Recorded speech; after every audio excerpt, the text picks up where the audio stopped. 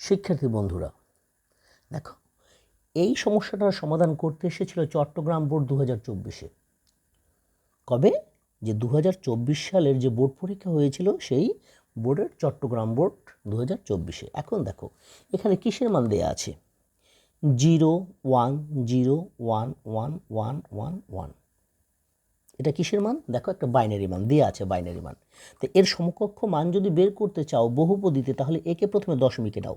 দশমিকে নিতে হলে কি করতে হবে? তুমি চুরিটা পারো নিশ্চয়ই, প্রত্যেকে পারো চুরি। তাহলে এটা কি হলো? যে স্যার এটা 1, এই 1, এটা কত 2, এটা কত 4, এটা কত 8, এটা কত 16, এটা কত 32। এটা আমার লাগবে না। এরপর কত 64। কত হলো? 64। এখন এটা যোগ করো, তাহলে মোট কত হয়? যোগ করলে কত হয়? যে 95। 95 কি? ডেসিমেল মান। এখন 95 ডেসিমেল মান, এখন এখানে কি ডেসিমেল মান দেওয়া আছে? যে স্যার হ্যাঁ, ডেসিমেল মান দেওয়া আছে 95, তাহলে এটা হবে, এটা তুমি বুঝলা।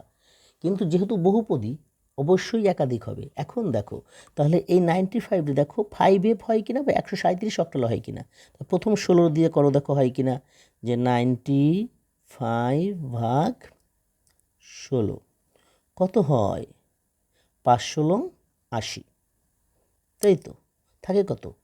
15। 15-র মান কত হয়? 15-র মান হয় এফ।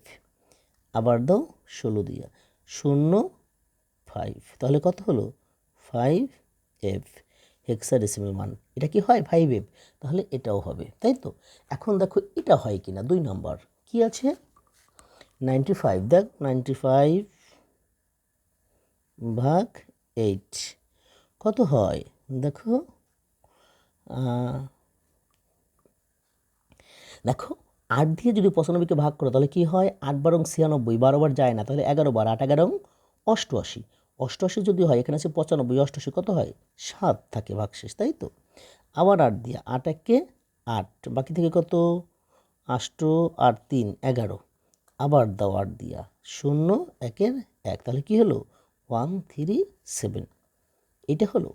এটাও তো আছে, এটা আছে না? দেখো এটা আছে। তাহলে কি হবে? এই তিনোটাই উত্তর হবে। আমি কি বলছি বুঝতে পেরেছো? এরকম সমস্যার যদি তোমার সমাধান করতে আসে, প্রথমে তুমি কোথায় যাবা? প্রথমে ডেসিমেলে প্রকাশ করবা। ডেসিমেলে প্রকাশ করার পর তুমি একটা প্রকাশ করলেই তুমি খুব সহজেই এটার উত্তর করতে পারবা। ধন্যবাদ।